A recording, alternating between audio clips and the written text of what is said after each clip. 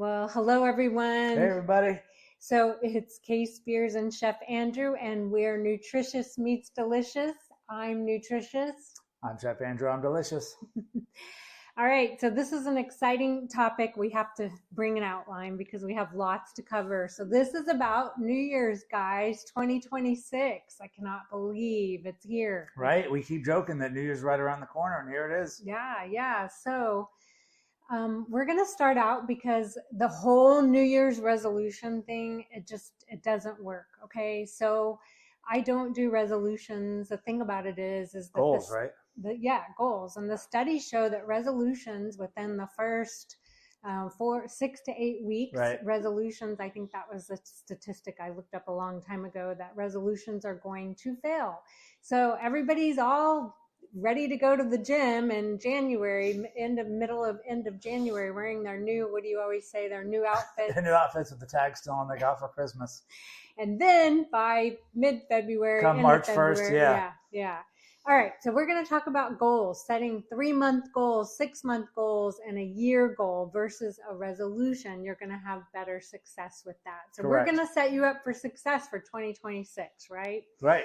So one thing that I like to talk about is tracking. So if you have a food tracker, or even I have an app now, but I'm not trying to sell my app. You don't have to go through mine. Orange Theory has an app. There's trackers out there that can track your workouts. And so you want to make sure when you're using a workout tracker that you're in the orange zone. So what the orange zone means is that you're actually working out to an extent. You don't have to overwork out, guys, but you're getting yourself into a zone to where you're going to have long lasting results because you're going to be in fat burning mode after your workout. So if you're tracking your workout and you're tracking your food, my app, for instance, you can take pictures of your food, you can track it, you can give yourself a thumbs up. The whole goal is that it is, and I'm always messing this up, but it's what I say. We want to be consistently good rather than occasionally perfect. Yay. And the reason is because we don't want to be perfect. We're not going to be perfect. Life happens and it's not about perfection. So consistently good and not, as far as being occasionally perfect. Right. So the point that Kay is getting at here, something we talk about all the time, is proper planning prevents poor performance. Yes. You're tracking, your food tracking, your prep. Even if you do something as simple as a food journal, you're preparing.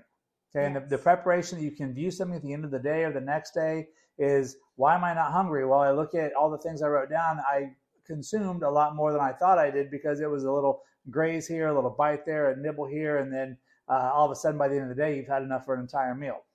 Right. So tracking keeps you accountable. Yep. And if you don't have someone like a coach helping you with accountability, it helps you stay accountable to yourself. Agreed. So that was the biggest thing. So now let's go into pantry and refrigerator reset, because that's so important. So you start out, Chef. Talk to us about. Absolutely. So we did all these podcasts and these videos about the holidays and what to eat, what not to eat, substitutions. Okay, and that was kind of a crash course in the 4 weeks of the holidays. Well, now we're getting into an entire year and nothing changes. Okay, so the week that you have between Christmas and New Year's, you don't sabotage yourself and say, I'm just going to go ahead and blow out this last week of the year and I'll just start January 1st. Opposite. This is the week that you start to prepare. This is the week that you clean out your fridge, you clean out your pantry, you reset, you restock, and you get ready. So January 1st, you're hitting the ground running.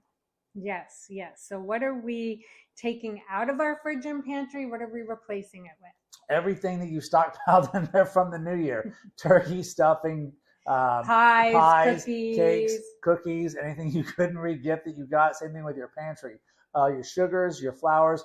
And what do I do with it? Pack it up, give it to a food bank. They will happily, gladly take it to use.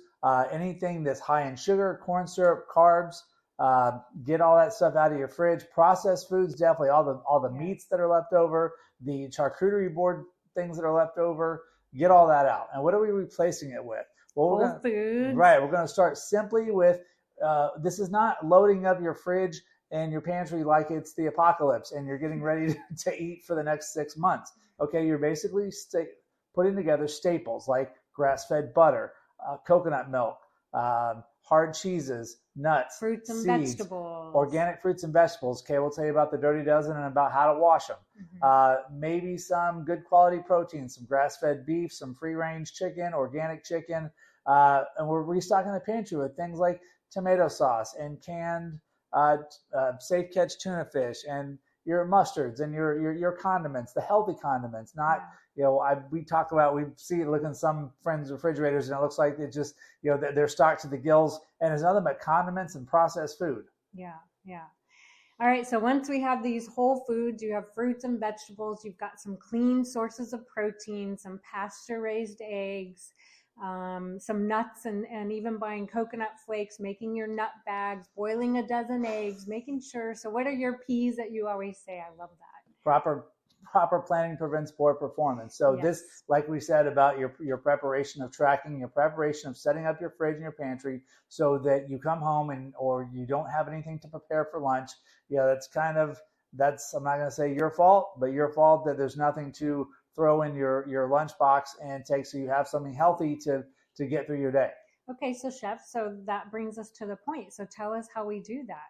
So meal prepping is important, right, for success, but we don't have to spend days in the kitchen. Tell us how we can do some easy prep stuff, maybe cooking off proteins. I know you talk about one pot, one pan dishes. Talk to us a little bit about that. Yeah, so a lot of it is things like boiling off some chicken and making and shredding it to make different chicken salads, grilling off chicken to have chicken for a green salad, taking canned tuna fish and making a small tuna salad, and packaging everything in the smallest glass containers that you can find that probably hold about 10 ounces, 8 to 10 ounces, and maybe even 14 ounces if you're going to do a whole lunch. And just so you have something to grab the whole thing and you're on your way. You don't have to put things together in the morning when you're trying to drink your coffee, answer emails, and plan your day. Yeah.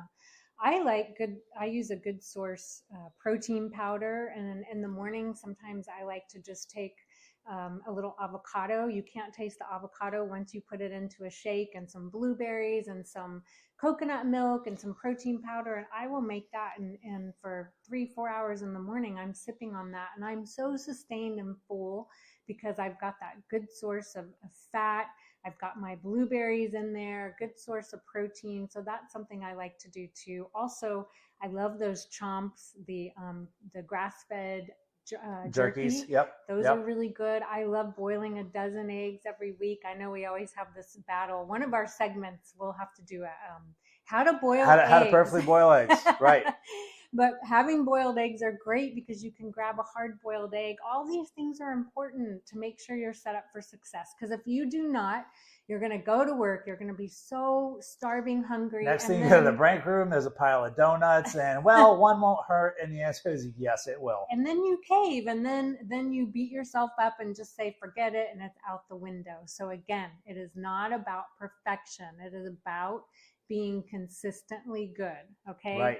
All right, so I'm checking my notes here, making sure you have good proteins, good quality proteins. Oh, let's talk about the Dirty Dozen. Okay, yes. So when you buy fruits and vegetables, you don't have to buy everything organic. There is the Dirty Dozen. That's going to be your berries, apples, potatoes, grapes.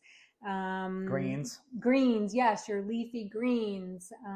What else? And what she means by the Dirty Dozen, these are things that when you buy them need to be either organic or preferably organic and washed. Yeah, because they're the highest pesticides. So coffee, even, you need to make sure you're drinking organic coffee. These are the highest pesticide foods.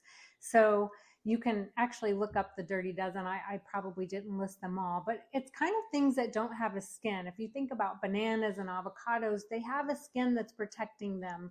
But when they don't have a skin and they're being grown close to the ground, they're going to be your highest pesticide sources of fruits and vegetables. So, you can use baking soda and water to wash your fruits and vegetables, but just that Dirty Dozen, you want to make sure that you get organic. Yep. Right?